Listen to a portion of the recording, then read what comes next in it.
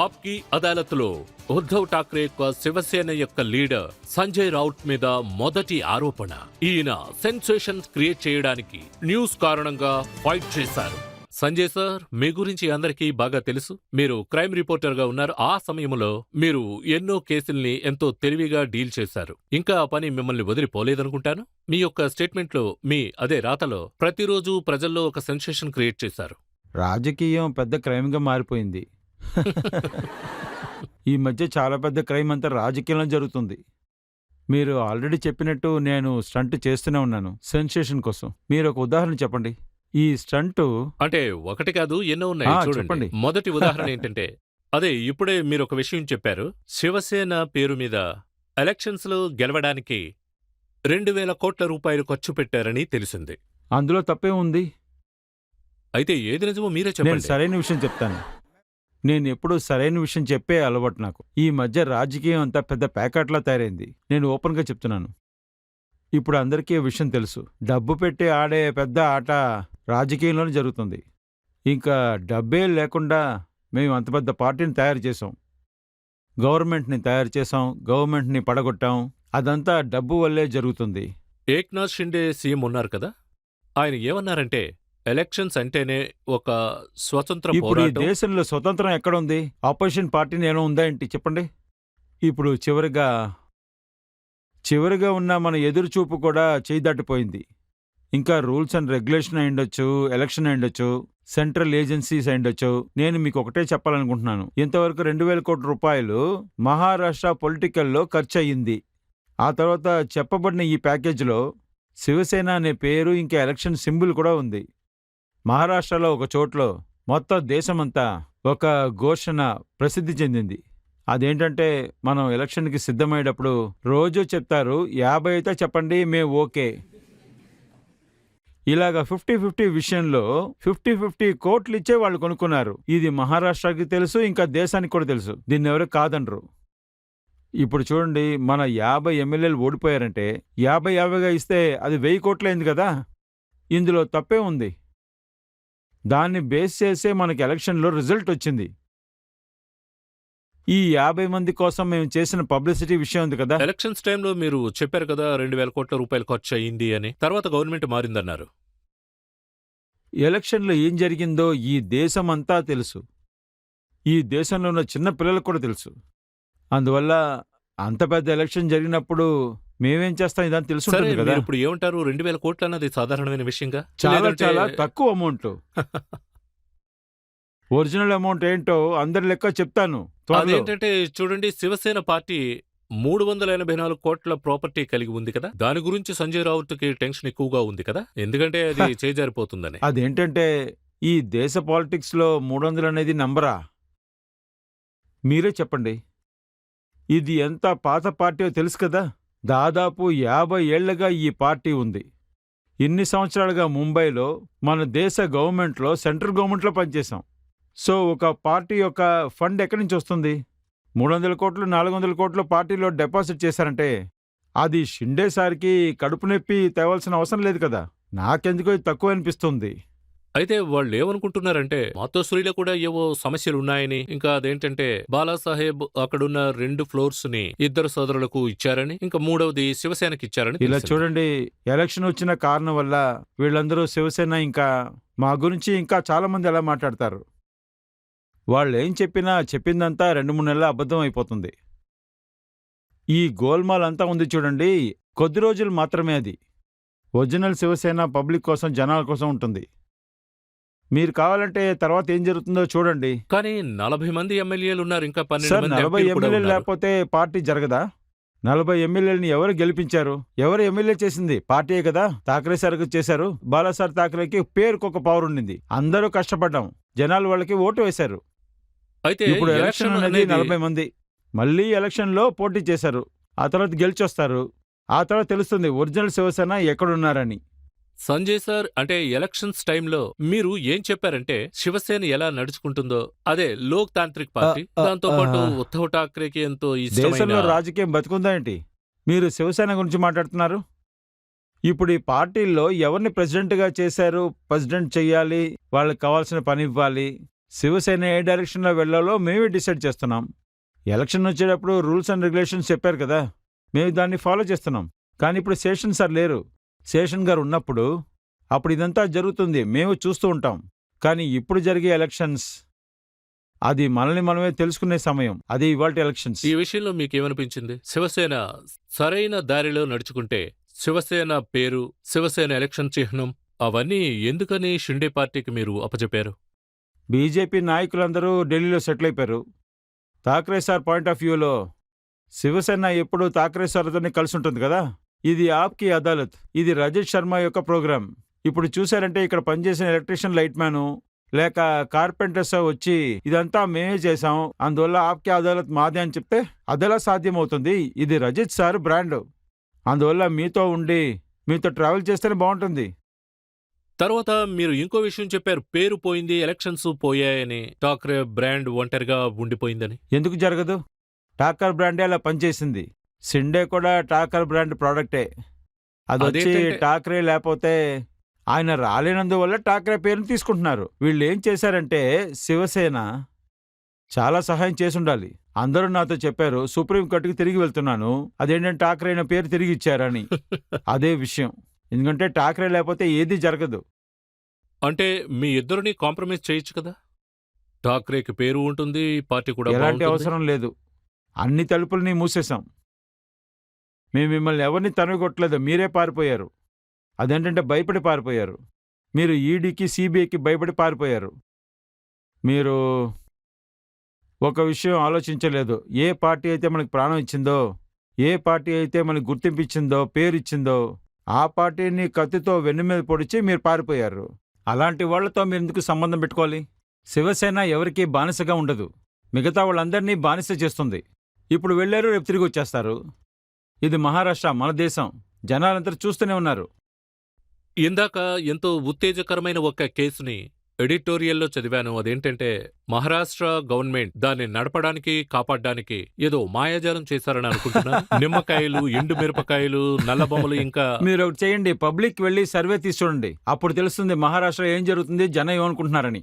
మీరు నిజమే చెప్తున్నారా? మీరు వెళ్ళి ప్రజల ముందు నుంచి అడగండి. మీరు పబ్లిక్ మధ్యన దిగి అడిగి చూడండి. లేకపోతే ఏం జరుగుతుందో సీఎం హౌస్లో వెళ్ళి అడగండి. గౌహాటీలో ఏ గుడికి వెళ్ళారో అక్కడికి వెళ్ళి ఏం చేశారో అడగండి. ఎవరెవరినైతే బలిచ్చారు. అది నేను విన్నదేంటంటే మీరు కామాక్షి గుళ్ళో పూజలు అవి చేశారని. అది పదవిలో ఉండటానికి, పదవిలో నటిస్తానికి, అన్నిటినీ సరిచేస్తానికి బలిచ్చారు. అందరికీ తెలుసు కదా, ఇందులో దాచడానికి ఏముంది? మీరేమన్నా రహస్యంగా ఏమన్నా మర్మమైన విషయం చేస్తారా ఏంటి? మీరు మహారాష్ట్రలో ఉన్న ఒక్కొక్క ఇంట్లో వాళ్ళని అడిగి చూడండి. అక్కడ ఏమేమి మాయాజాలం విషయాలు జరుగుతున్నాయని అడిగి చూడండి. మహారాష్ట్రలో ఒక్కొక్క ఇంటికి తెలిసిన ఇది చెప్తున్నారు. మహారాష్ట్ర యొక్క పారంపర్యమే కాదు. ఇలా చేసేది మహారాష్ట్ర కాదు, పారంపర్యమే కాదు. ఏంటంటే అలా చేయడం కరెక్టే అంటారా మీరు? అడగండి, అడిగి చూడండి. ఏదేదో మ్యాజిక్ చేసి గవర్నమెంట్ వచ్చింది, జనాలు విసిరి పారేశారంటే పారిపోతారు. కానీ మీరు రాశారు కదా, సుప్రియజీ సారీకి నిప్పు అంటుకుంది అని. తర్వాత ఎవరికో యాక్సిడెంట్ కూడా అయింది.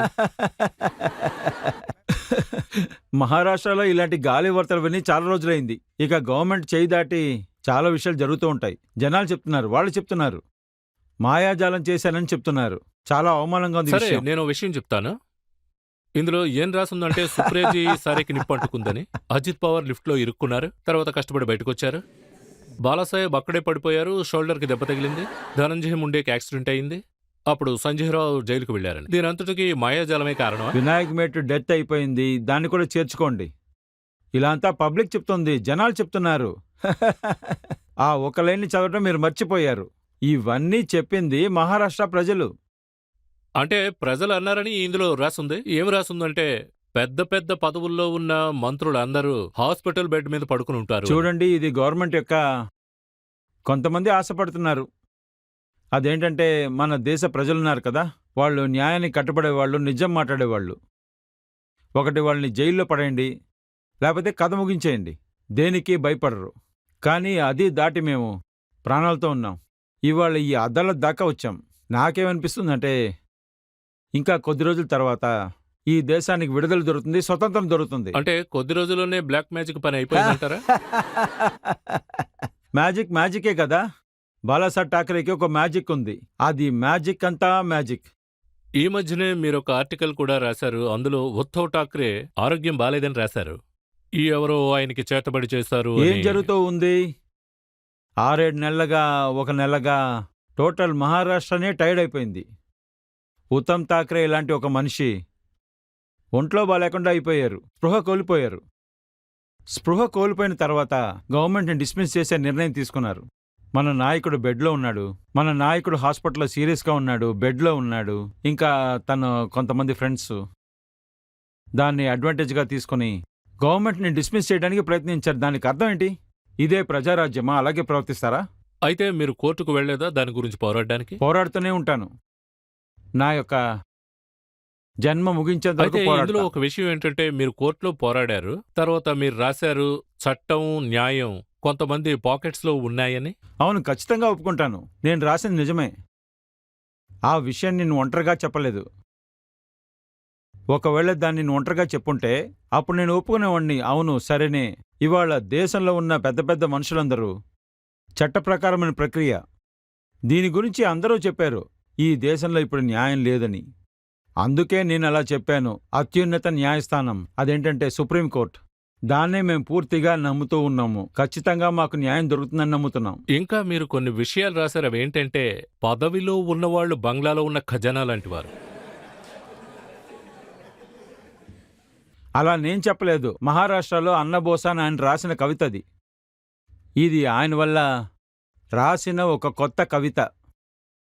అదే మీరు చెప్తున్నారు. ఇంకా చాలా విషయాలు మీరే ఉన్నాయి. రాశారు ఎవరి దగ్గరికి వెళ్లి న్యాయం అడగాలి అని. ఇక న్యాయం గురించి పోరాడడానికి అవకాశం లేదని. డెఫినెట్లీ. అదేంటంటే న్యాయం కోసం వచ్చేవాడికి న్యాయం ఇవ్వటం బదులు కొంతమంది రాజ్యసభ వెళ్ళిపోతున్నారు, రాజేబాలా అయిపోతున్నారు, ఇంకొంతమంది ఏదైనా ఆర్గనైజేషన్ చైర్మన్ అయిపోతున్నారు. న్యాయం పొందుతారని మీకు తెలుసు కదా. కోర్టుకు సంబంధించి చైర్లో కూర్చున్నారు. నాకేమనిపిస్తుందంటే ఒకవేళ నిష్పక్షపాతంగా నడుచుకున్నారంటే ఏ పొలిటికల్ పార్టీకైనా మీరు సానుకూలంగా ప్రవర్తించకూడదు కదా. చెప్పండి, నిజమే కదా. వాళ్ల చూపు ఎప్పుడూ రిటైర్మెంట్ మీదే ఉంది. దాంట్లో ఏం దొరుకుతుందో దాన్ని బేస్ చేసి న్యాయం చెప్తున్నారు. సో నేను ఎలా వాళ్ళని నమ్మగలను? మీకు అయితే భయంగా లేదా? కోర్టు ధిక్కారం అని తెలిసినప్పుడు మీకేం అనిపించలేదా? నేను అలా చెప్పలేదు. నేను ఆ పదాన్ని యూజ్ చేయనే లేదు. మాటల్ని నేను ఉపయోగించుంటాను, అది నిజమే. ఈ పదాన్ని లేదు ఉపయోగించలేదు. లేదు లేదు, మీ ఈ పేరు మీదే ప్రింట్ ఉంది. అండ్ లేదు, పబ్లిష్ అది అనేది ఈ ప్రింట్ అండ్ పబ్లిష్ అనేది సంజయ్ రావు ట్వీట్ అని ఉంది. మీరు మరాఠీ భాషలో రాశారు. దీని ట్రాన్స్లేషన్ ఏంటో చెప్పండి. న్యాయస్థానం కూడా ధనబలం మీద ఆధారపడి ఉంటుంది. అది ఏంటంటే మన మహారాష్ట్ర ఒక పెద్ద కవి అన్నాబోష ఆయన పేరు. ఇది ఆయన కవిత ఒక పదం, కొత్త కవిత. అదే నేను కానీ ఇది చెప్పాను. ఆయన కవితని చెప్పలేదే. లేదు లేదు లేదు. ముందు నేను సార్, ఏం సార్, చెప్తున్నానో సార్, అది వినండి. కాదు, ఇది మీరు నేను- పెట్టిన ట్వీట్ అది సార్, అది ఇది. వచ్చి మీరే మీ పెట్టారు. చేతిలో ఉన్నది ఇన్కంప్లీట్ అయిన విషయం. నా గురించి జనాలు ఎప్పుడూ ఇన్కంప్లీట్ విషయమే చెప్తూ ఉంటారు. సరే, అయితే పూర్తి విషయం మీరు చెప్పండి. చూడండి, అది నా కవిత కాదు, కానీ ఆ ఊహ ఉంది కదా, ఈ దేశం మొత్తం చెప్పే పదం. ఇంకో విషయం కూడా ఉంది. అదేంటంటే ఎన్ఫోర్స్మెంట్ డైరెక్టర్ గురించి చెప్పారు. అది ఈడీతో చెప్పారు. నేను నగ్న మనిషిని, నన్ను ద్వేషించకు అని. అవును, అలా చెప్పడంలో ఏం తప్పు? అదేంటంటే నేను ఏం తప్పు చెప్పాను? నేనేం నేను చెప్పానంటే నగ్న మనిషిని అనడం తప్ప, ద్వేషించద్దు అనడం తప్ప. రెండూనే. నిర్వాణం అంటే నా దగ్గర ఏం లేదని అర్థం. బాలాసాహెబ్ ఠాక్రే అభిప్రాయాలు తప్ప. నా చేతిలోనో నా పాకెట్లోనో ఉన్నది ఒకే కార్డు, అదే నేను ఇక్కడ పెట్టుకున్నాను. ఆ ఐడి కార్డే నా పవర్, నా పార్టీ, నా ప్రజలు. అది తప్ప నాకు ఏ ఆస్తి లేదు. ఈడీ, సిబిఐ నా వెనకెందుకు పడుతున్నారు చెప్పండి? నేను గవర్నమెంట్ని ప్రశ్న అడిగినందువల్ల? ఎవరైతే గవర్నమెంట్ని ప్రశ్నలు అడుగుతున్నారో వాళ్ళంతా దేశద్రోహులు అయిపోతారా? వెంటనే వాళ్ళు ఈడీ, సిబిఐని పంపించేస్తున్నారు. అది మహారాష్ట్ర నాయకుడైనా సరే, లేకపోతే ఢిల్లీ అయినా సరే, లేకపోతే ఛత్తీస్గఢ్ ఉండొచ్చు, వెస్ట్ బెంగాల్ ఉండొచ్చు. అలా అయితే రూలింగ్ పార్టీలో కూర్చున్న వాళ్ళందరూ సన్యాసులు, సిద్ధులా? వెళ్ళి వాళ్ళని చూడండి, నేను వివరాలు చెప్తాను. మీకు ఏదైనా డీటెయిల్స్ కావాలంటే చెప్పండి, నేను చెప్తాను. తర్వాత మీరు చెప్పారు 120 మంది ఫైల్స్ ఉన్నాయి అని. మీరన్నారు ఈడీకి నేను చాలా పనులు ఇస్తాను అని. వాళ్ళు ఊపిరి కూడా పీల్చుకోలేదు. డెఫినెట్లీ దాంట్లో కొన్ని ఫైల్స్ నేను ఇచ్చాను, కానీ ఇలాంటి విచారణ జరగలేదే. అసలు ఇంకా ఎంతమంది మీద చాలా మీరు మంది ఇచ్చారు? ఉన్నారు, కానీ ఒక పేరు బయటకు వచ్చింది కదా. అవన్నీ ఎవరి పేర్లు? దేశమంతా అందరికీ తెలుసు కదా. అసలు విషయం ఏంటంటే అది మనలాంటి మిడిల్ క్లాస్ మనుషులు రోజులు పని చేసుకుంటూ జీవిస్తున్నారు. వాళ్ళ వెనకాల ఎందుకు సిబిఐని పంపిస్తున్నారు? కానీ నాకేలాంటి భయం లేదు. నేను జైలుకి వెళ్ళాను, కానీ నేను సరెండర్ అవ్వలేదు. నేను షిండేతో పారిపోయి ఎక్కడా వెళ్ళి దాక్కోలేదు. నాకు ఆఫర్ వచ్చింది, మా వాళ్ళకి ఆఫర్ వచ్చింది. పార్టీ మారండి, మాతో వచ్చి చేరండి అని. వాళ్ళు కానీ ఎంత నేను డబ్బు ఆఫర్ చేశారు? నన్నంతా డబ్బిచ్చి కొనలేరు, అదే సమస్య. డబ్బిచ్చి కొనడానికి మేమేం వస్తువులం కాదు. చూడండి, నా జీవితం ఉంది చూడండి, అది బాలాసాహెబ్ ఠాకరేకి చెందింది. దాన్ని ఎప్పుడూ ఎవరు కొనుక్కోలేరు. ఆయనతో నేను కలిసి ఉన్నాను, ఆయన చాలా పైన ఉన్నారు. దానికి ఎంత మీరు డబ్బిచ్చినా సరిపోదు. ఇంకా ఏమన్నారంటే మీ ప్రాణానికి ప్రమాదం ఉందన్నారు. అలాంటి ఒక ఆరోపణ చేశారు. ఏక్నాథ్ షిండే కొడుకు మీద ఆరోపణ చేశారు. మిమ్మల్ని హత్య చేయడానికి సుపారీ కూడా తీసుకున్నారని. అదేంటంటే ఇంతవరకు నేను ఇలాంటి ఆరోపణలు ముందు పెట్టలేదు, ఎందుకంటే నేను భయపడేవాడిని కాదు. కానీ నాకు మా నాయకుడు చెప్పాడు. ఏం చెప్పాడంటే అలాంటి ఒక వార్త వచ్చిందని చెప్పాడు. ఆ వార్త ఆయనకు వచ్చింది. ఇంకొంతమంది నన్ను వెతుక్కుంటూ వచ్చి ఆ మాట చెప్పారు. మీకు తెలియకుండా జరుగుతుంది, జరగబోతుందన్నారు. కానీ అది నా పని. అదొచ్చి పోలీస్కి, అదేంటంటే ఈ దేశానికి చెందిన పోలీసులకి చెప్పాలి కదా, ఇలాంటి వార్తలు వచ్చాయి చూసుకోండి అని. అంతే, చెప్పేశాను. చూడండి, హోమ్ మినిస్టర్ ఉన్నారు కదా, ఆయన అన్నారు అదేంటంటే ఈ స్టేట్మెంట్ సెన్సేషన్ కోసమే సంజయ్ రావుత్ చెప్పారు. ఆయన చెప్పే ఒక స్టేట్మెంట్ ఉంది, అదేంటంటే బాధ్యత లేని ఒక స్టేట్మెంట్. ఈ దేశంలో హోమ్ మినిస్టర్ ఇలాంటి స్టేట్మెంట్ని ఇవ్వనేయకూడదు. మీరు కావాలంటే విచారించండి. అలాంటి స్టేట్మెంట్ వల్ల వాళ్ళ టోటల్ ఇమేజ్ డ్యామేజ్ అయిపోయింది. తర్వాత ఇంకో విషయం, రూలింగ్ పార్టీ మినిస్టర్ దీపక్ అస్రే ఆయన ఏం చెప్పారంటే ఒకవేళ ఇలాంటి విషయాలు గనుక మాట్లాడితే సంజయ్ రావుత్ని జైలుకు పంపుతామని. అవును, అదే నేను చెప్తున్నాను. వాళ్ళు ఏమనుకుంటున్నారంటే చట్టం వాళ్ళకి చుట్టరికం అనుకుంటున్నారు. అందుకనే అలా చెప్పారు. నేను వాళ్ళని జైలు పంపిస్తాను, వీళ్ళని జైలు పంపిస్తాను. కోర్టు ఏమన్నా మీ బాబు సొత్తా? ఇప్పుడు మీరే చెప్పండి, ఇలాంటి ఒక మంత్రి స్టేట్మెంట్ ఇచ్చాడంటే అయితే దానికి అర్థం ఏంటో మీకు తెలుసా? చట్టాన్ని, కోర్టుని మీ పాకెట్లో పెట్టి తిరుగుతున్నారని అర్థం. అలా అయితే మీరు అమాయక ప్రజల్ని మోసం చేస్తున్నారా? ధైర్యం ఉంటే మమ్మల్ని లోపలేంటి చూద్దాం. మీరు చాలా రోజులు ఇంకోసారి వేయమనండి, మళ్ళీ వచ్చాను కదా. నవ్వు ముఖంతో నేను లోపలికి వెళ్ళాను, అదేవిధంగా తిరిగి వచ్చాను కదా. నేను ఏడవలేదు, నేను ఎవరిని చూసి భయపడలేదు కూడా. ఎందుకు నన్ను లోపల వేశారు అది మీ ఇష్టం. మీరు లోపల వేశారు, కోర్టులో నించోబెట్టారు, వచ్చేసాను కదా. మళ్ళీ వచ్చి పోరాటం ప్రారంభించాను కదా. అయితే అప్పుడు మీకేమనిపించలేదా ఎక్కువ పోరాటం చేస్తున్నాను అని? లేదు, నేను అన్నిటికీ పోరాడను. అన్నిటికీ పోరాడి ఏం ప్రయోజనం? 20 సంవత్సరాల నుంచి బీజేపీతో స్నేహంగానే ఉన్నాం, పోరాటాలు జరిగాయి. మా పోరాటం కాంగ్రెస్కి ఆపోజిట్గా జరిగింది, అప్పుడు సంతోషించారు కదా. బవార్ సార్తో పోరాడేటప్పుడు మీరంతా సంతోషించారు కదా. ఆ తర్వాత బీజేపీతో గొడవ పడినప్పుడు ఇంకా సంజయ్ రావుత్ గురించి జనాలు ఇలా మాట్లాడడం ప్రారంభించారు. ఎప్పుడూ గొడవ పడుతూ ఉంటారని. బాగా అర్థం చేసుకోండి, పోరాటం నా హక్కు. ఒకవేళ నా పార్టీని నేను నిర్ణయాన్ని తీసుకొస్తానికి బాలాసాహెబ్ ఠాకరే, ఉత్తమ్ ఠాకరే, మన కుటుంబం ఉంది చూడండి, వాళ్ళు ఎదిరించి ఈ పని చేయగలమా? నేను నా పారంపర్యాన్ని కాపాడాలనుకుంటున్నాను. నా పవర్ని చూపించడానికి రెడీగా ఉన్నాను. ఎవరూ ఏమీ చేయలేరు. చెప్పండి, షూట్ చేసేస్తారా? లేకపోతే మళ్ళీ అబద్ధపు కేసేసి లోపల తోస్తారా? లేకపోతే ఊరేస్తారా? ఇవన్నీ దాటి మీరు ఏం చెప్పగలరు? మాలాంటి ఎదిరించే వాళ్ళని మీరు అస్సలు ఏమీ చేయలేరు.